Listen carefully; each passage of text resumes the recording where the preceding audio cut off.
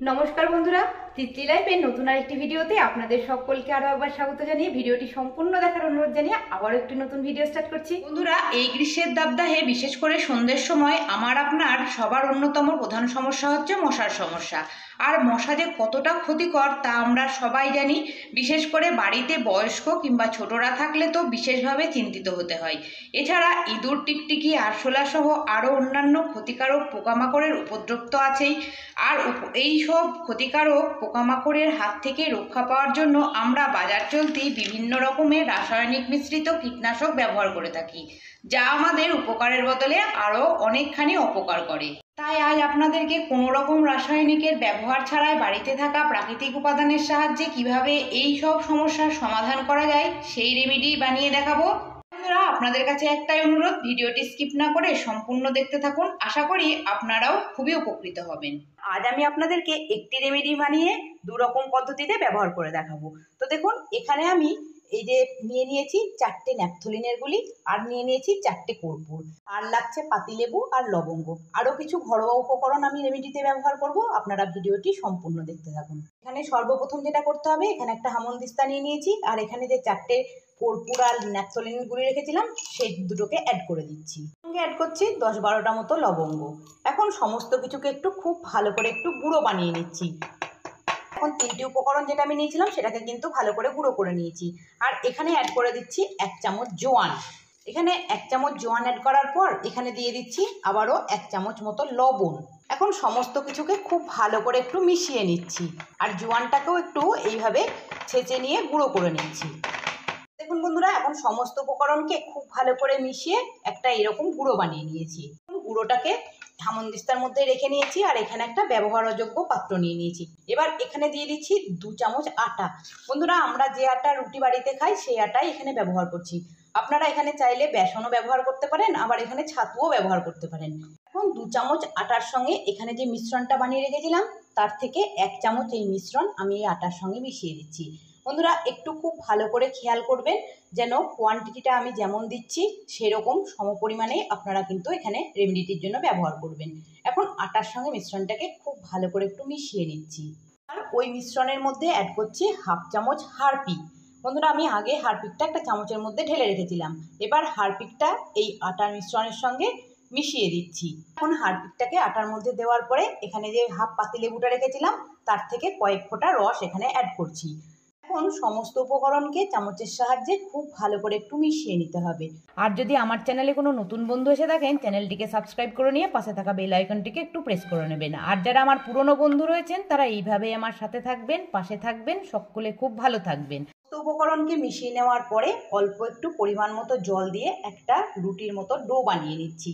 ডোটা কিন্তু খুব বেশি নরম করা চলবে না, একটু শক্ত শক্তভাবেই ডোটা কিন্তু বানিয়ে নিতে হবে। দেখুন বন্ধুরা, আমিও কিন্তু এখন এইভাবে একটু শক্তভাবে ডোটা বানিয়ে নিয়েছি। এবার ডো থেকে ছোট ছোট আকারে লাড্ডুর আকারে এইভাবে গড়ে নিতে হবে। বন্ধুরা, এখন সমস্ত নাড়ুগুলো আমি পাকিয়ে নিয়েছি। এইবার এই নাড়ুগুলোকে আরও বেশি আকর্ষণীয় করার জন্য এখানে ছড়িয়ে দিচ্ছি মুগ ডাল। বন্ধুরা, বাড়িতে যদি মুগ ডাল না থাকে সেক্ষেত্রে আপনারা যে চালের ভাত খান সেই চালও দিতে পারেন, আবার এখানে চিনিও অ্যাড করতে পারেন। কারণ চাল, ডাল, চিনি ইঁদুর বা ছুঁচোর কিন্তু ভীষণ প্রিয় খাবার। তাই লোভে পড়ে যাতে এই লাড্ডুগুলো তারা খেয়ে নেয় তার জন্য আমি এখানে এইভাবে মুগ ডাল দিয়ে লাড্ডুগুলোকে একটু এইভাবে কোট করে নিচ্ছি। এখন মুগ ডাল ছড়িয়ে লাড্ডুগুলোকে আমি একদম আকর্ষণীয় করে তুলেছি। চলুন এটাকে এবার এক সাইডে সরিয়ে রাখছি। তারপর আমি আপনাদেরকে এটার ব্যবহারটাও দেখাচ্ছি। এবার এখানে যে মিশ্রণটা রেখেছিলাম সেটা কিভাবে ব্যবহার করছি সেটাও এবার দেখিয়ে দিচ্ছি। সেকেন্ড মিশ্রণটা ব্যবহার করার জন্য আমি এখানে কিছুটা তুলো নিয়ে নিয়েছি। এই যে দেখুন, তুলোটাকে হাত দিয়ে একটু এইভাবে ছড়িয়ে এইভাবে একটু করে নিয়েছি। এইবার এখানে আরও একটা মাটির পাত্র নিয়ে নিয়েছি। এইবার যেটা করব, এই তুলোর ওপরে এই মিশ্রণটাকে অল্প অল্প করে একটু করে দিয়ে দিতে হবে। এইবার তুলোটাকে একটু হাত দিয়ে সলতের আকারে গড়ে নিতে হবে। যে সলতে আমরা প্রদীপের ক্ষেত্রে ইউজ করি সেইভাবেই এটাকে কিন্তু একটু গড়ে নিতে হবে। এইভাবে আমি 3টে সলতেকে আগে রেডি করে নিচ্ছি। এখন তুলোর মধ্যে মিশ্রণটা দিয়ে এইভাবে একটু হাতে করে ঘুরিয়ে এইরকম লম্বা লম্বা করে সলতের আকারে গড়ে নিয়েছি। এইবার আরও কিছুটা এখানে মিশ্রণ রয়ে গেছে। এবার এই মিশ্রণটাকে এখন যে মাটির পাত্রটা রেখেছিলাম তার মধ্যে দিয়ে দিচ্ছি।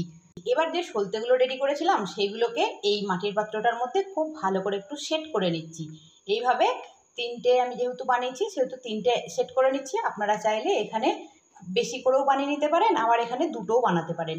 এইবার এখানে দিয়ে দিচ্ছি অল্প একটু সর্ষের তেল, যাতে করে সলতেগুলো ধরাতে ভীষণ সুবিধে হয়। দেখুন বন্ধুরা, এখন এইভাবে সলতেগুলোকে সর্ষের তেল দিয়ে খুব ভালো করে রেডি করে নিয়েছি, যাতে করে আগুন জ্বালাতে সুবিধে হয়। এখন যে সলতেগুলো রেডি করে নিয়েছি সেগুলোকে একটা মোমবাতি জ্বালিয়ে নেওয়ার পর একটু এইভাবে জ্বালিয়ে নিচ্ছি।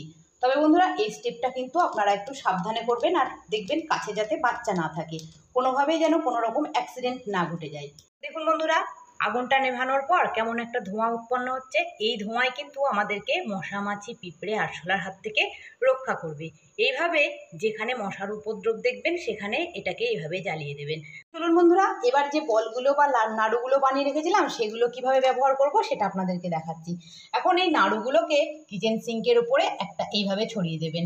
রাত্রেবেলায় কাজের শেষে, কারণ ইঁদুর ছুঁচোর উপদ্রব সব থেকে বেশি হয় কিন্তু আমাদের কিচেনেই, তারা খাবার সন্ধান করতে আমাদের কিচেনেই কিন্তু সব থেকে বেশি উপদ্রব করে। আর একটা নাড়ু ফ্রিজের তলায় দিয়ে দেবেন, কারণ ফ্রিজের তলাটা বেশ অন্ধকার থাকে আর এখানেই ইঁদুর বা ছুঁচো কিন্তু বাসা বানিয়ে ফেলে। তাই এইভাবে একটা নাড়ু ফ্রিজের তলায় ছড়িয়ে দেবেন।